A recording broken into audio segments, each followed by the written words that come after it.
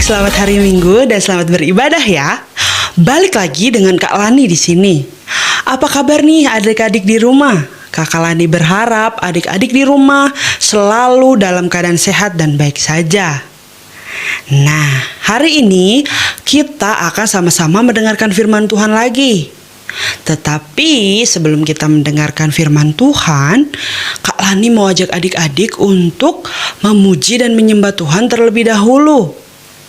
Dan satu lagi, sebelum kita memuji dan menyembah Tuhan, kita mau mengawali ibadah kita hari ini dengan berdoa. Yuk, mari kita berdoa. Bapa dalam surga yang kami sembah, kami panggil dalam nama Tuhan Yesus Kristus.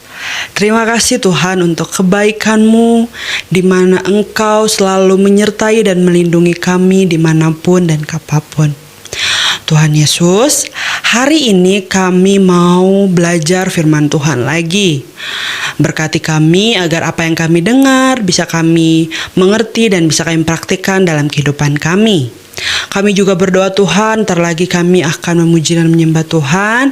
Berkatilah pujian penyembahan kami, supaya pujian dan penyembahan kami menjadi doa kami di hadapan Tuhan.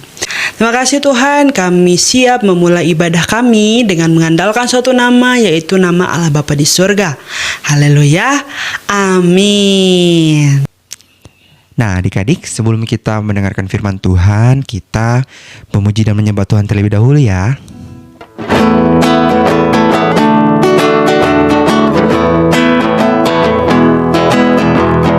Goliat datang dengan membawa pedang, Daud datang demi nama Tuhan. Diambilnya sebuah batu diumbannya, tak Goliat mati, puji nama Tuhan. Sekali lagi ya. Goliat datang dengan membawa pedang, Daud datang, puji nama Tuhan. Diambilnya sebuah batu diumpannya, tak Goliat mati, puji nama Tuhan. Goliat datang dengan membawa pedang, Daud datang demi nama Tuhan. Diambilnya sebuah batu diumbannya, tak Goliat mati, puji nama Tuhan.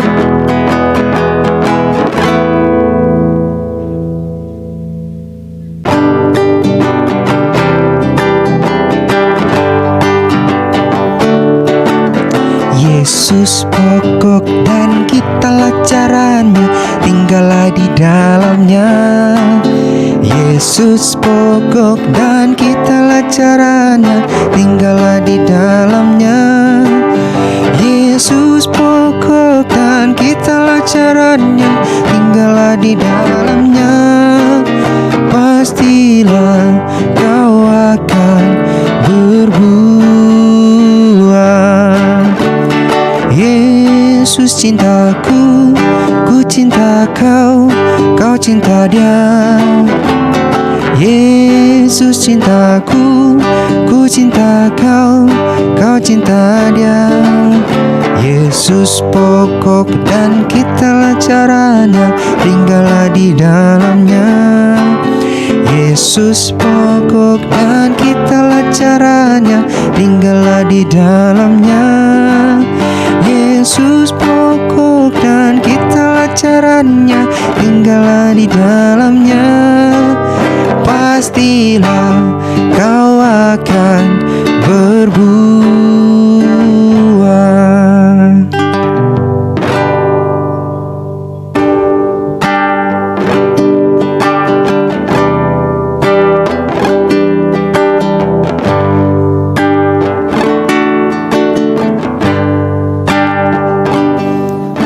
Siapkan hatiku Tuhan, untuk dengar firman-Mu saat ini.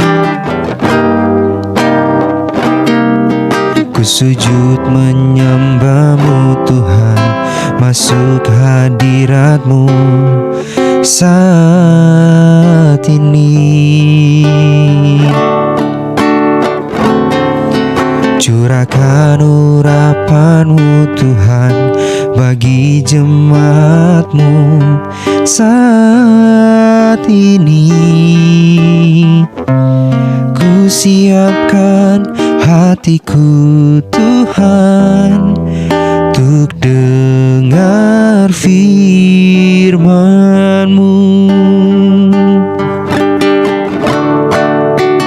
Firman-Mu Tuhan tiada berubah,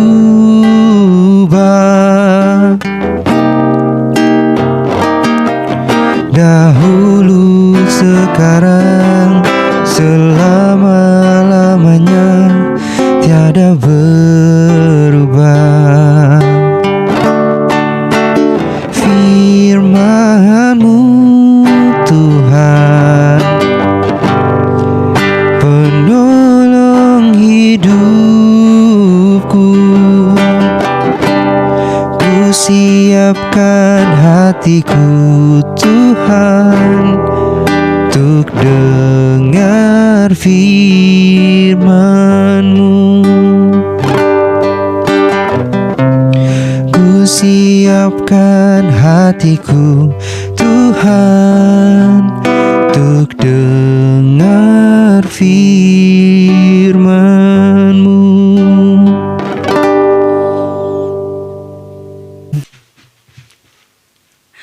Yeay, thank you Kak Joshua sudah memimpin kita di dalam pujian dan penyembahan. Kiranya Tuhan Yesus selalu memberkati Kak Joshua. Nah adik-adik, seperti yang Kak Lani bilang tadi nih, hari ini kita mau sama-sama belajar firman Tuhan lagi. Kira-kira hari ini tema kita apa ya? Tema kita hari ini adalah menjadi tentara Allah. Tema ini Kakak Lani ambil dari 1 Samuel 16 dan 17. Adik-adik, sebelum kita masuk ke dalam tema kita, Kak Lani ingin bertanya dulu nih sama adik-adik. Adik-adik di rumah bercita-cita menjadi apa? Nah, setiap kita pasti memiliki cita-cita kita masing-masing. Ada yang bercita-cita jadi dokter, ada yang bercita-cita jadi tentara, ada yang bercita-cita jadi polisi, jadi guru, dan masih banyak lagi cita-cita yang lain. Pernah nggak sih adik-adik di rumah berpikir atau berkata, Mami, Papi, aku bercita-cita menjadi tentara Allah. Hayo, siapa yang pernah bercita-cita menjadi tentara Allah? Kak Lani, aku pengen jadi polisi. Tapi kan kalau mau jadi polisi banyak Kak persyaratannya. Juga ada yang bilang, Kak Lani, aku pengen jadi dokter. Tapi kalau jadi dokter, saya harus sehat. Terus saya juga harus memiliki daya ingat yang kuat. Saya juga harus rajin belajar. Banyak sekali persyaratan untuk kita bisa mencapai cita-cita kita. Apakah menjadi tentara Kristus juga memiliki persyaratan yang sangat banyak? Nah, sekarang kita akan sama-sama belajar nih. Apakah saya atau adik-adik di rumah ketika menjadi tentara Allah, kita harus melakukan banyak persyaratan. Hari ini kita akan belajar dari seorang tokoh Alkitab di mana dia dipakai Tuhan secara luar biasa dan juga diberkati Tuhan sehingga dia bisa mengalahkan raksasa yang sangat besar. Nama tokoh yang kita akan pelajari hari ini adalah Daud. Raja Daud adalah laki-laki yang berkenan di hati Tuhan. Raja Daud juga sangat terkenal adik-adik. Dia terkenal karena dia bisa mengalahkan raksasa Goliat yang sangat besar, di mana pada saat itu Raja Daud ini hanya seorang anak gembala. Pada masa pemerintahan Raja Saul ini melakukan hal yang tidak berkenan di hadapan Tuhan. Tuhan menjadi sangat tidak senang dengan Raja Saul. Lalu pada saat itu Tuhan memerintahkan hambanya Samuel untuk mencari penggantinya Raja Saul. Pada saat Samuel mendengar perintah Tuhan itu, Samuel menjadi takut dan dia bertanya kepada Tuhan, Aduh Tuhan, bagaimana dong saya mau pergi untuk mengurapi orang lain. Nanti kalau misalnya Saul mendengar itu, dia pasti akan marah. Lalu Tuhan Yesus bilang gini sama Samuel, Udah gak usah takut, kamu pergi aja. Nanti kamu bilang aja kalau kamu itu mau memberikan atau mau membakar persembahan kepada Tuhan. Setelah mendengar itu, Samuel pun menuruti dan melakukan sesuai dengan perintah Tuhan. Selain itu, Tuhan Yesus juga bilang nih kepada Samuel, Nanti kalau kamu udah sampai sana, kamu undang tuh ada seorang di sana yang namanya Isai. Tuhan akan memilih dari salah seorang anak Isai untuk menjadi penggantinya Saul. Sesampainya di sana, Samuel pun melihat seorang dari anak Isai yang bernama Eliab. Dia sangat besar, tinggi badannya, tinggi sekali. Dia memiliki badan yang sangat luar biasa bagus. Lalu Samuel bilang, Wah, kayaknya sih ini nih orang yang akan Tuhan pilih untuk menggantikan Saul. setelah Samuel berpikir seperti itu, Tuhan pun bilang nih sama Samuel, Samuel, bukan yang itu yang saya mau pilih untuk menggantikan Saul. Jangan kamu itu menilai orang dari mukanya. Karena dia ganteng, dia tinggi, badannya besar, dia badannya kuat, ototnya juga besar. Jangan menilai seperti itu. Kamu harus ingat Samuel, Tuhan tidak melihat sama seperti yang dilihat oleh manusia. kalau manusia lihatnya dari muka, dari badan, dari tingginya, Tuhan tidak melihat itu. Tetapi Tuhan melihat hati. Samuel pun bingung. Lah, jadi kalau bukan dia, siapa yang Tuhan pilih? Setelah itu, Isai pun memanggil anak-anaknya untuk berdiri di hadapan Samuel dan menunjukkan dirinya kepada Samuel. Ketika satu persatu anaknya Isai berdiri di hadapan Samuel, Samuel bilang, bukan yang ini.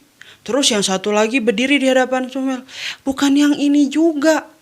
Sampai ketujuh anaknya Isai sudah berdiri di depan Samuel, tetapi tidak satu pun yang Samuel katakan bahwa dia yang dipilih Tuhan. Lalu Samuel bertanya tuh kepada Isai, Isai, anakmu cuma yang ini aja. Sudah habis semuanya, nggak ada lagi. Lalu Isai bilang nih sama Samuel, Sebenarnya anak saya masih ada satu lagi si bungsu. Tetapi sekarang dia lagi ada di padang tuh, lagi menggembalakan domba. Lalu Isai pun menyuruh orang untuk menjemput Daud datang kepada Samuel.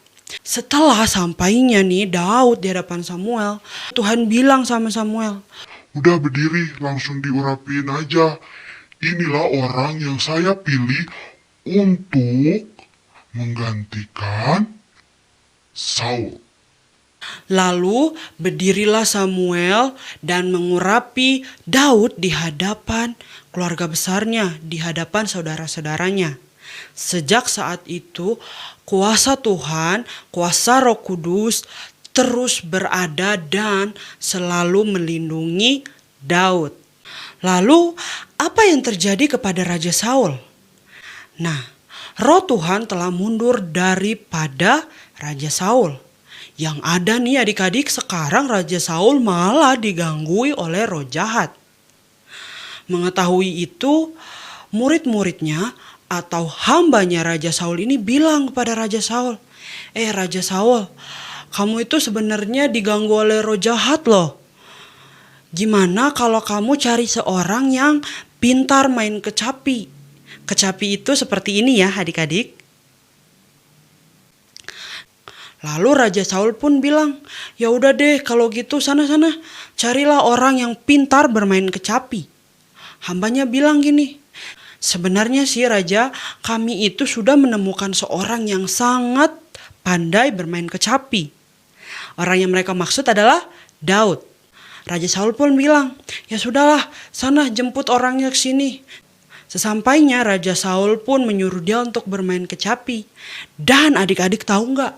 Setiap kali Raja Saul lagi diganggu tuh sama roh jahat, Daud pun langsung memainkan kecapi. Dan pada saat itu juga Raja Saul menjadi tenang. Mulai saat itu Raja Saul pun sangat menyukai Daud. Dan semenjak saat itu adik-adik, Daud pun menjadi hambanya Raja Saul.